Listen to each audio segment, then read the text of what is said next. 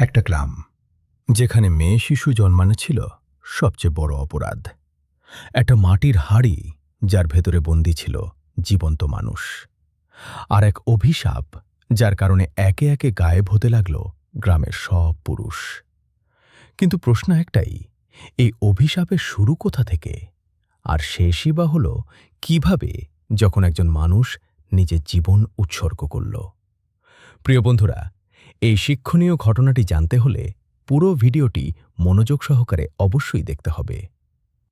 অনেক বছর আগের কথা, এক প্রত্যন্ত গ্রামে বাস করত এক গরিব কাঠুরে, যার নাম ছিল আজিজুল হক। কঠোর পরিশ্রমী ছিল তার জীবনের একমাত্র সম্বল। তার স্ত্রী রওশন আরা, আর তাদের ঘরে ছিল দুইটি ছোট সন্তান, একটি ছেলে ও একটি মেয়ে। প্রতিদিন ভোরের আলো ফোটার আগেই আজিজুল ঘুম থেকে উঠে তার পুরনো কুঠারটি কাঁধে তুলে নিত এবং নিঃশব্দে ঘন জঙ্গলের পথে রওনা দিত। সারাদিন গাছ কেটে কাঠ জোগাড় করার পর বিকেলের দিকে সে কাঠের বোঝা মাথায় করে শহরের বাজারে যেত। সেখান থেকে যে সামান্য টাকা পেত তা দিয়েই কোনো রকমে পরিবারের দিন চলত। একদিন প্রচণ্ড গরম পড়ল। দুপুরে সূর্য যেন আকাশ থেকে আগুন ঝরাচ্ছিল। দীর্ঘ সময় ধরে কাঠ কাটতে কাটতে আজিজুলের শরীর একেবারে নিঃশেষ হয়ে গিয়েছিল। হাত পা অবশ হয়ে আসছিল, মাথার ভেতর ঝিমুনি আর চোখের সামনে অন্ধকার নেমে আসছিল। সে মনে মনে ভাবল, আর নয়, একটু বিশ্রাম নেওয়া দরকার। হাঁটতে হাঁটতে সে জঙ্গলের গভীরে অবস্থিত একটি পুরনো পুকুরের ধারে এসে পৌঁছালে। পুকুরটি নিয়ে গ্রামবাসীদের মুখে নানা রহস্যময় গল্প শোনা যেত।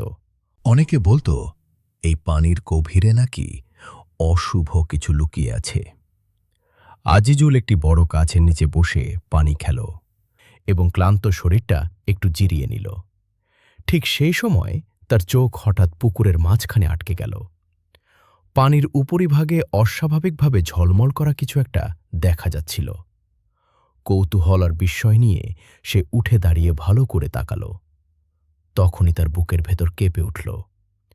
পুকুরের ঠিক মাঝখানে ভাসছিল একটি মাটির হাঁড়ি, কিন্তু সেটি সাধারণ হাঁড়ির মতো নয়। সূর্যের আলো পড়ে সেটি যেন সোনা আর রূপোর মতো ঝকঝক করছিল। আজিজুলের মনে সঙ্গে সঙ্গে লোভের ঢেউ আছড়ে পড়ল। তার মনে হতে লাগল, যদি এই হাঁড়ির ভেতরে ধন সম্পদ থাকে তাহলে তার দুঃখের দিন শেষ হয়ে যাবে, আর কখনো কাঠ কাটার কষ্ট করতে হবে না। এই চিন্তাই তার বিবেককে গ্রাস করল।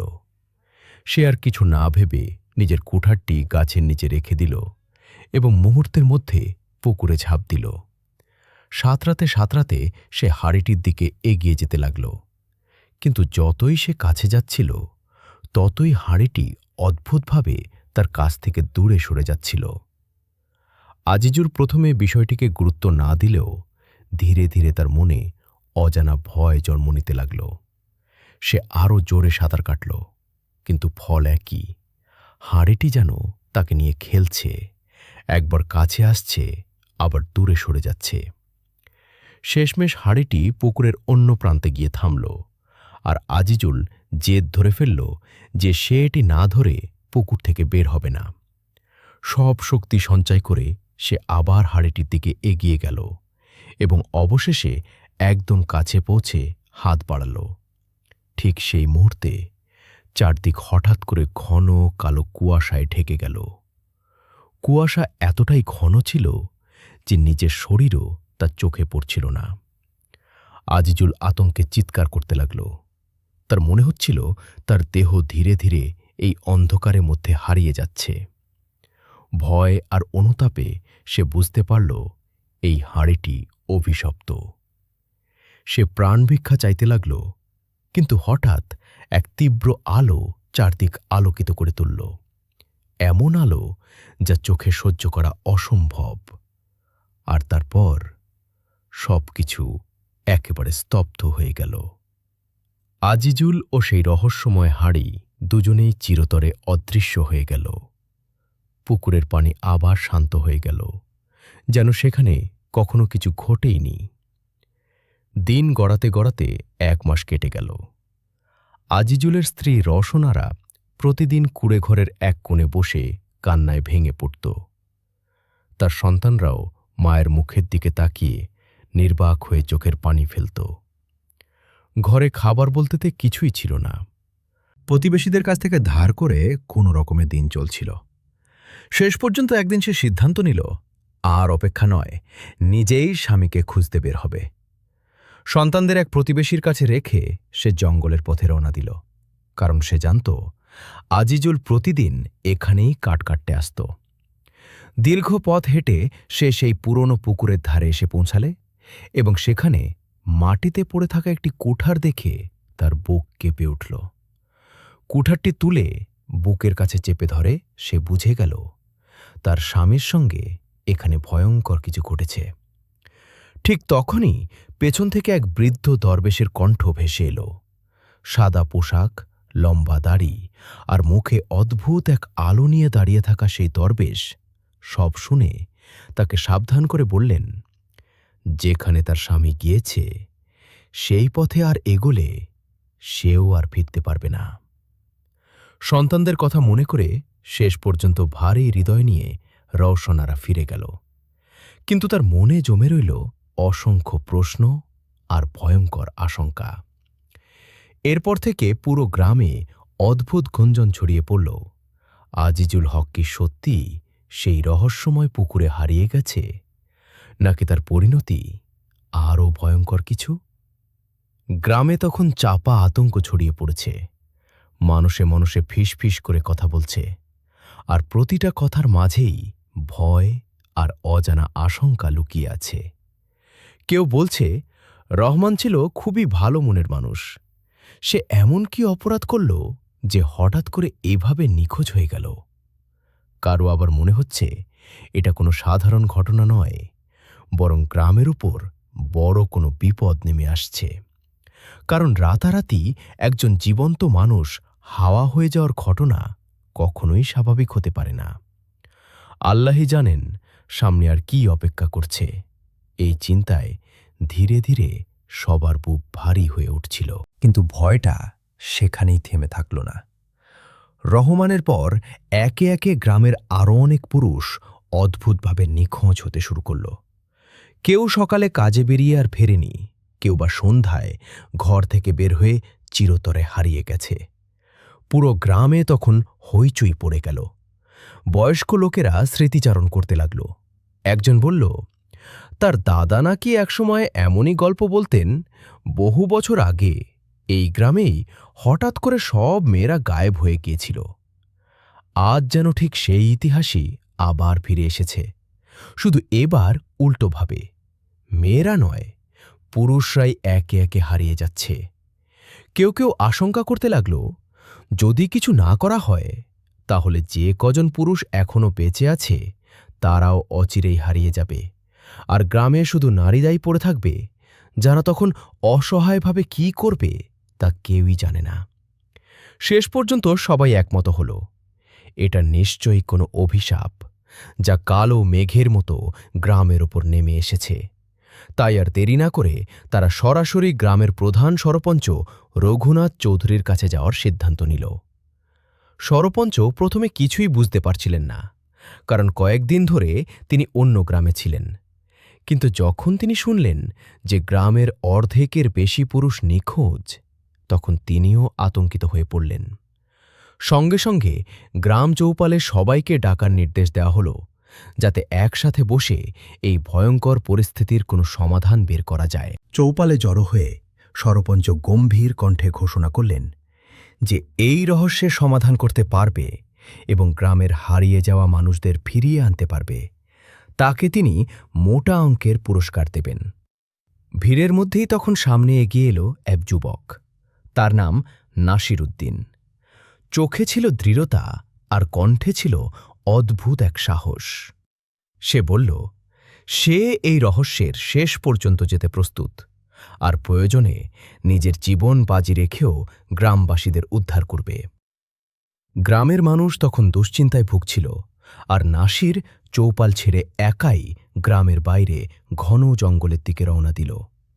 সে জানত না সামনে তার জন্য কি অপেক্ষা করছে, শুধু এটুকু বুঝতে পারছিল এই অন্ধকারের উৎস কোথাও গভীরে লুকিয়ে আছে। ঠিক তখনই তার সামনে আবার হাজির হলেন সেই বয়স্ক দরবেশ, যাকে কেউ কেউ আগেও দেখেছে, কিন্তু কেউই তার পরিচয় জানে না। দরবেশ তাকে সতর্ক করে বললেন সে যেন নিজের মৃত্যুর দিকে এগিয়ে না যায়। কিন্তু নাসির শান্ত কণ্ঠে জানাল সে নিজের জন্য নয়, গ্রামের মানুষের জন্যই এই পথ বেছে নিয়েছে। দরবেশ তখন দীর্ঘ সময় তার দিকে তাকিয়ে রইলেন, যেন তার অন্তরের শক্তি যাচাই করছেন। শেষে তিনি বললেন, জঙ্গল পেরিয়ে সামনে এগোলে সে একটি পুকুর পাবে, আর সেই পুকুরের মাঝখানে যে মাটির হাঁড়ি রয়েছে সেটিই সব রহস্যের চাবিকাঠি। সেই হাঁড়ি স্পর্শ করতে পারলেই তার জন্য নতুন এক পথ খুলে যাবে। দরবেশের কথা শুনে নাসির আর এক মুহূর্ত দেরি না করে সামনে এগিয়ে গেল। অল্প সময়ের মধ্যেই সে সেই পুকুরের ধারে পৌঁছালে এবং বিস্ময়ে দেখল পানির মাঝখানে সত্যি এক বিশাল মাটির হাঁড়ি ঝলমল করছে। কিন্তু নাসিরের মনে ধন সম্পদের কোনো লোভ ছিল না। তার একটাই উদ্দেশ্য, গ্রামবাসীদের উদ্ধার করা। এই চিন্তা নিয়েই সে পুকুরে ঝাঁপ দিল। ঠিক যে মুহূর্তে সে হাঁড়িটিকে স্পর্শ করল, চারদিক তীব্র আলোয় ভরে গেল, আর মুহূর্তের মধ্যেই সে এক অদ্ভুত অচেনা জগতে পৌঁছে গেল। সে চারদিকে তাকিয়ে অবাক হয়ে গেল। জায়গাটা গোলাকৃতির, যেন কোনো ভিন্ন মাত্রার পৃথিবী। চারপাশে মাটির বিশাল বিশাল হাঁড়ি, আর প্রতিটা হাঁড়ির ভেতর বন্দি গ্রামের মানুষেরা, যাদের শুধু গলাগুলো বাইরে বেরিয়ে আছে। তখনই তার সামনে আবির্ভূত হল এক রহস্যময়ী নারী। লম্বা চুল, গভীর চোখ, মুখে অচেনা মুখোশ, আর হাতে একটি বাঁশি। সে ধীরে ধীরে বাঁশিশি বাজাতে লাগল, আর সেই সুর শুনে নাসির অনুভব করল তার শরীরের ওপর আর নিজের কোনো নিয়ন্ত্রণ নেই। সে বাধ্য হয়ে সেই মেয়েটির পেছনে পেছনে এগোতে লাগল।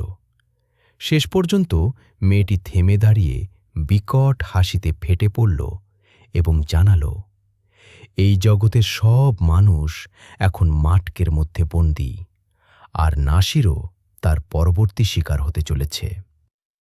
কিন্তু নাসির শেষ মুহূর্তে সাহস হারাল না। সে মাটি তুলে মেয়েটির চোখে ছুঁড়ে মারল এবং জানাল সে লোভের জন্য আসেনি, সে এসেছে মানুষ বাঁচাতে। তার দৃঢ়তা আর নিঃস্বার্থ উদ্দেশ্য শুনে রহস্যময়ী নারী এক মুহূর্ত থমকে গেল। শেষে সে বলল, যেহেতু নাসির লোভী নয়, তাই মৃত্যুর আগে সে তাকে সত্যটা জানার সুযোগ দেবে।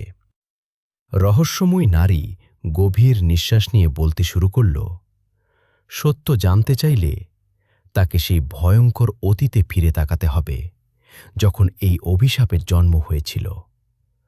অনেক বছর আগের কথা, এমন এক সময়ের গল্প যখন সে নিজেই এই দুনিয়ায় আসার অপেক্ষায় ছিল। সেই গ্রামটি ছিল অদ্ভুত এক বিশ্বাসে আচ্ছন্ন।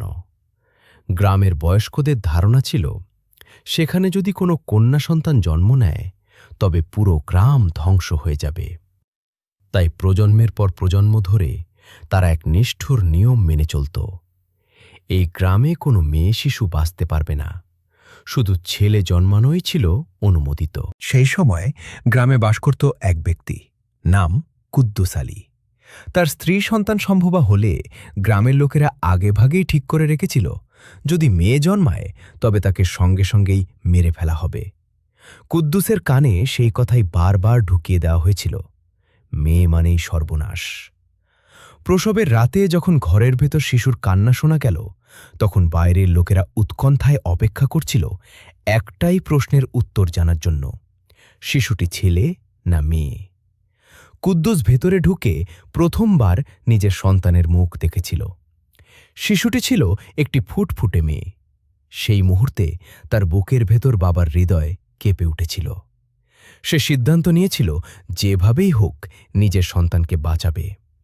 বাইরে গিয়ে সে সবাইকে জানাল তার ঘরে ছেলে হয়েছে। গ্রামের লোকেরা আনন্দে মেতে উঠল, ঢোল বাজল, মিষ্টি বিতরণ হল, আর কেউ জানতেই পারল না যে সেই ঘরের ভেতরে এক নিষ্পাপ কন্যা শিশু মৃত্যুর হাত থেকে সাময়িকভাবে বেঁচে গেছে। বছরের পর বছর কেটে গেল। শিশুটির নাম রাখা হল রোশনা। 4 বছর বয়সে পৌঁছালেও কেউ জানত না সে মেয়ে।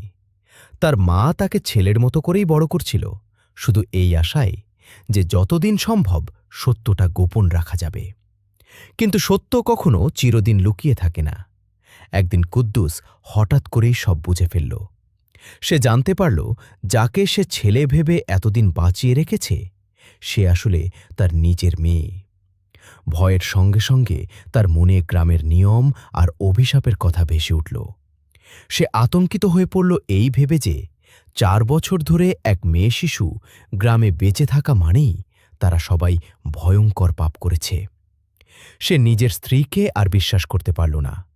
গ্রাম বাঁচানোর নামে সে ছুটে গেল গ্রামের এক প্রভাবশালী বৃদ্ধের কাছে, যার নাম ছিল মৌলানা করিম শাহ, যিনি নিজেদের জাদু ও কুসংস্কারে বিশ্বাসী বলে পরিচিত ছিলেন। করিম শাহ শুনে বললেন, এত বছর ধরে মেয়েটিকে বাঁচিয়ে রাখা এক মহা পাপ, আর এই পাপ মোছার একটাই পথ আছে, ভয় দেখানো শাস্তি। তিনি প্রস্তাব দিলেন, মেয়েটিকে হত্যা করাই যথেষ্ট নয়, বরং এমনভাবে শাস্তি দিতে হবে যাতে ভবিষ্যতে কোনো নারী আর সাহস না পায় সত্য লুকানোর। তার পরিকল্পনা ছিল নিষ্ঠুর ও অমানবিক। তিনি বললেন, মেয়েটিকে একটি জাদুকরি মাটির হাড়ির মধ্যে বন্দি করে পুকুরের ধারে রেখে দেওয়া হবে, যাতে সে ধীরে ধীরে তরপাতে তরপাতে মারা যায়, আর তার কান্না ও আর্তনাদ গ্রামের নারীদের মনে চিরস্থায়ী ভয় ঢুকিয়ে দেয়।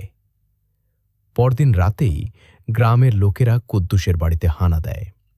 রোশনাকে তার মায়ের কাছ থেকে টেনে নিয়ে যাওয়া হয়। মেয়েটি কান্নায় ভেঙে পড়েছিল, বাবাকে আঁকড়ে ধরে বাঁচার আকুতি করছিল, আর তার মা শেষবারের মতো সন্তানকে রক্ষা করতে গিয়ে মাটিতে পড়ে মারাত্মকভাবে আঘাত পায়। মাথা ফেটে রক্ত ঝরতে ঝরতে সেখানেই তার মৃত্যু হয়, কিন্তু কেউ পেছনে ফিরে তাকায়নি। করিম শাহ মন্ত্র পড়তে শুরু করল, আর মুহূর্তের মধ্যেই আলো আর অদ্ভুত শক্তিতে রোশনাকে সেই মাটির হাড়ির ভেতর বন্দী করে ফেলা হল। হাড়ির ভেতর থেকে মেয়েটির শ্বাসকষ্টে ভরা কান্না শোনা যাচ্ছিল, কিন্তু কারো হৃদয় গলেনি। এরপর সেই হাড়িটি তুলে নিয়ে গিয়ে পুকুরের ধারে ফেলে দেওয়া হল, এই আশায় যে 2 দিনের মধ্যেই সব শেষ হয়ে যাবে। মাটির হাড়ির ভেতর বন্দী রোশনা কাঁদতে কাঁদতে শুধু একটাই কথা বলছিল, সে বাঁচতে চায়। ঠিক তখনই সেই গভীর রাতের অন্ধকারে এক দরবেশ ধীরে ধীরে পুকুরের ধারে এসে হাজির হলেন। এখান থেকেই জন্ম নেয় সেই অভিশাপ, যা আজও এই গ্রামকে ছাড়েনি। নির্দোষ সেই শিশুটিকে যখন জাদুকরি মাটির হাড়ির ভেতরে বন্দী করে পুকুরের ধারে ফেলে দেওয়া হয়েছিল, তখন গভীর রাতের অন্ধকারে এক দরবেশ এসে হাজির হন। তার চোখে ছিল করুণা আর মুখে ছিল অদ্ভুত এক দৃঢ়তা। নিজের শক্তি ব্যবহার করে তিনি মন্ত্র পড়লেন, আর ধীরে ধীরে সেই মাটির হাড়ির মুখ খুলে গেল। হাড়ির ভেতর থেকে কাঁপতে কাঁপতে বেরিয়ে এলো একটি ছোট্ট মেয়ে। তার নাম ছিল আলিয়া। চারপাশে তাকিয়েই সে কান্নায় ভেঙে পড়ে শুধু একটাই কথা বলতে লাগল, সে তার মায়ের কাছে যেতে চায়। কিন্তু দরবেশ তাকে থামিয়ে দিলেন। তিনি বললেন, তার মা আর এই পৃথিবীতে নেই, আর যদি সে গ্রামে ফিরে যায় তাহলে নিষ্ঠুর মানুষগুলো আবার তাকে ধরে এনে মৃত্যুর মুখে ঠেলে দেবে। আলিয়া তখন ভাঙা কণ্ঠে জানতে চাইল, সে তো কারো কোনো ক্ষতি করেনি, তবুও গ্রামের মানুষগুলো কেন তাকে এতটা ঘৃণা করল? দরবেশ তখন তাকে সেই গ্রামের ভয়ঙ্কর রীতির কথা বললেন। এই গ্রামে কোনো মেয়ে শিশু জন্মানোর অধিকার নেই, আর জন্মালেই তাকে হত্যা করা হয়। তিনি বললেন, আলিয়ার মা ছিল অসম্ভব সাহসী একজন নারী, যিনি পুরো গ্রামের বিরুদ্ধে গিয়ে 4 বছর ধরে নিজের মেয়েকে লুকিয়ে বাঁচিয়ে রেখেছিলেন। এই কথাগুলো শুনে আলিয়ার বুকের ভেতর কষ্ট আর রাগ একসাথে জমে উঠল। সে জানতে চাইল এতে তার কী দোষ ছিল। দরবেশ তাকে আশ্বস্ত করলেন যে তার কোনো দোষ নেই, আর এই অন্যায়ের কারণেই আলিয়ার ভেতরে এক বিশেষ শক্তির জন্ম হয়েছে। এই কথা বলে দরবেশ চলে গেলেন, রেখে গেলেন এক গভীর রহস্য। ধীরে ধীরে আলিয়া বুঝতে পারল তার ভেতরে অদ্ভুত ক্ষমতা জেগে উঠছে। তার ক্ষুধা, তার কষ্ট, তার রাগ সব কিছুই শক্তিতে রূপ নিচ্ছে। সে অনুভব করল সে যা চাইবে তাই করতে পারবে। তখনই তার মনে প্রতিশোধের আগুন জ্বলে উঠল। যে গ্রাম শুধু ছেলেদের চায়, যে পুরুষরা মেয়েদের বোঝা মনে করে, সে সিদ্ধান্ত নিল একে একে সেই গ্রামের সব পুরুষকে শেষ করে দেবে। এই ঘৃণাই তাকে ধীরে ধীরে এক ভয়ঙ্কর শক্তিতে পরিণত করল। ঠিক সেই সময় সেই অন্য জগতে এসে পৌঁছালে এক যুবক, তার নাম ইমরান। সব কথা শুনে তার চোখ বেয়ে অশ্রু গড়িয়ে পড়ল।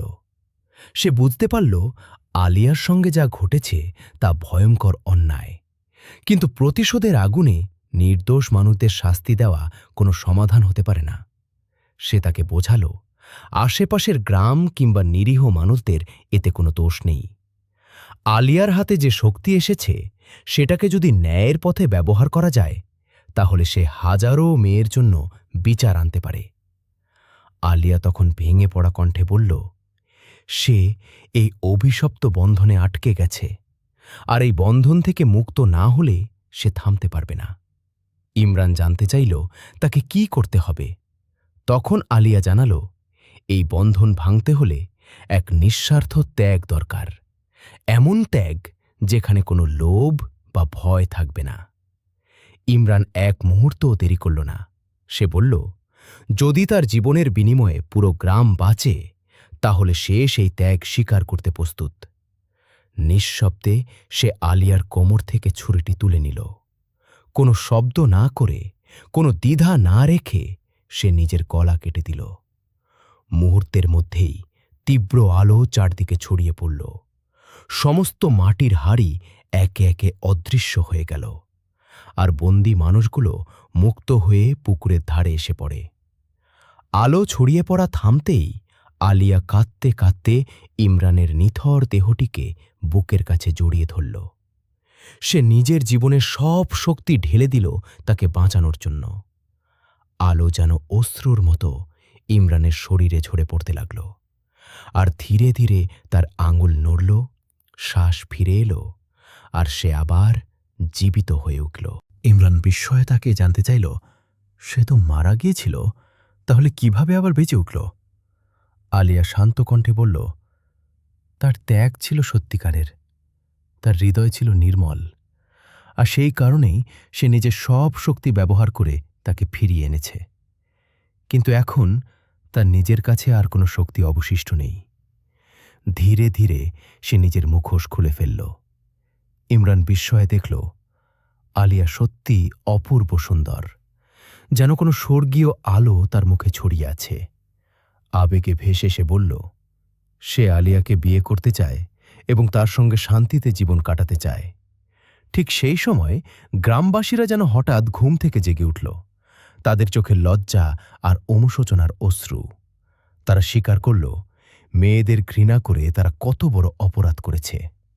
সবার সামনে ঘোষণা করা হল, আজ থেকে এই গ্রামে ছেলে বা মেয়ে সবাই আল্লাহর দেওয়া সমান উপহার। আর সেই পুকুরের ধারে ঢোল নগারার শব্দে সবার উপস্থিতিতে ইমরান ও আলিয়ার বিয়ে সম্পন্ন হল। এরপর থেকে তাদের জীবন ভালোবাসা, শান্তি আর নতুন আশায় ভরে উঠল, আর সেই গ্রাম চিরতরে মুক্ত হল অভিশাপের অন্ধকার থেকে।